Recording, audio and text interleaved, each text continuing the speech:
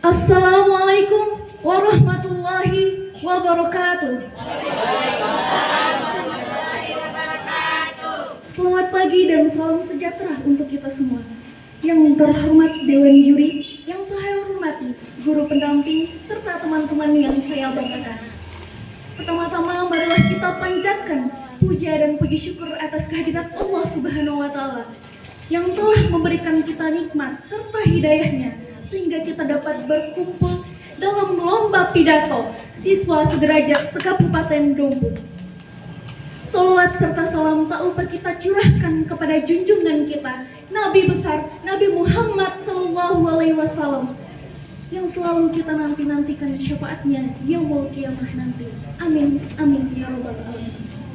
Dewan juri yang terhormat, izinkan saya pada kesempatan kali ini untuk menyampaikan sebuah uraian pidato yang berjudul Pemuda Inspiratif Menuju Bangsa Inovatif.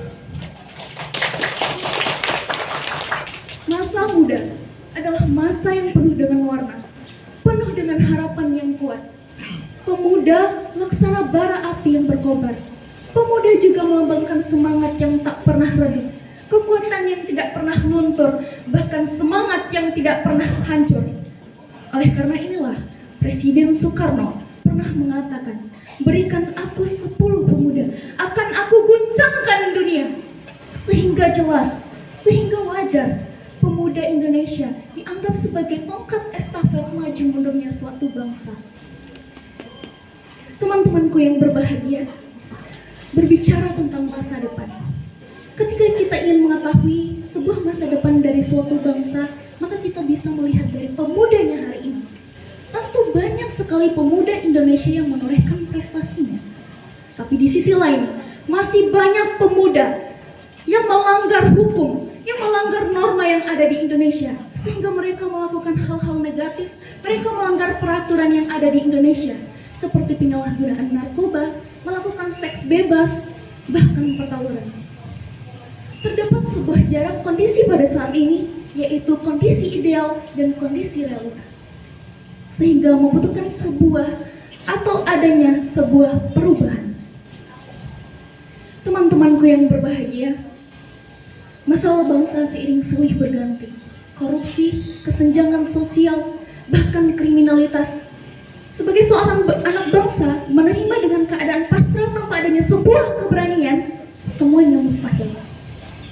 Namun harapan bukanlah satu-satunya syarat untuk kita menaruh sebuah perubahan.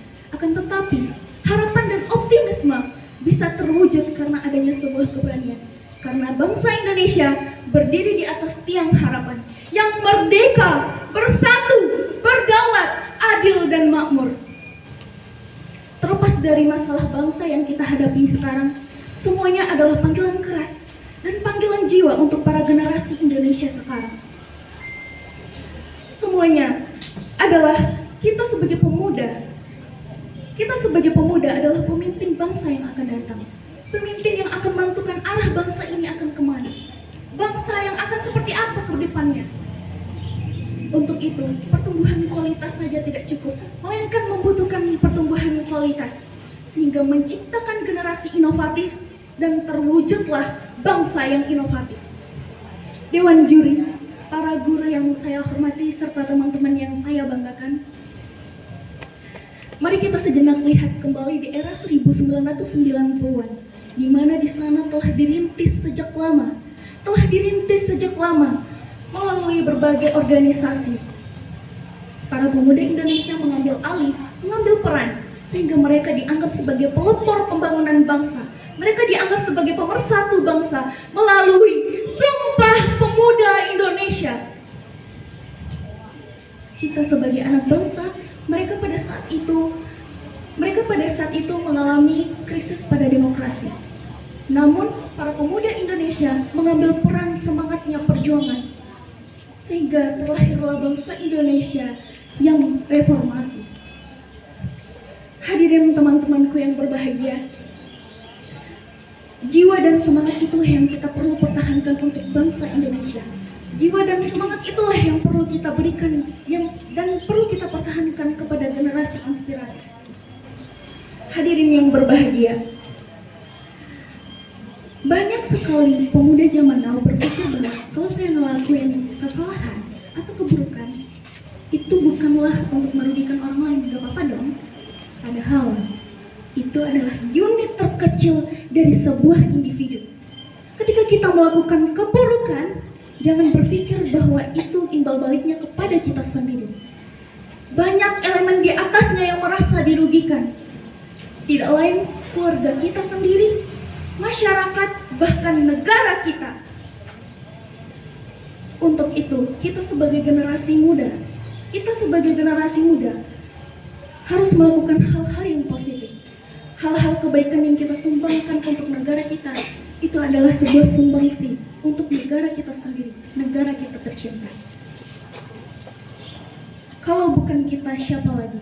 Dan kalau bukan kita, kapan lagi? Demikian pidato yang dapat saya sampaikan. Lebih dan kurangnya saya mohon maaf. Semoga bermanfaat dan bisa dijadikan motivasi untuk kita selesai. Wassalamualaikum warahmatullahi wabarakatuh. Waalaikumsalam warahmatullahi wabarakatuh.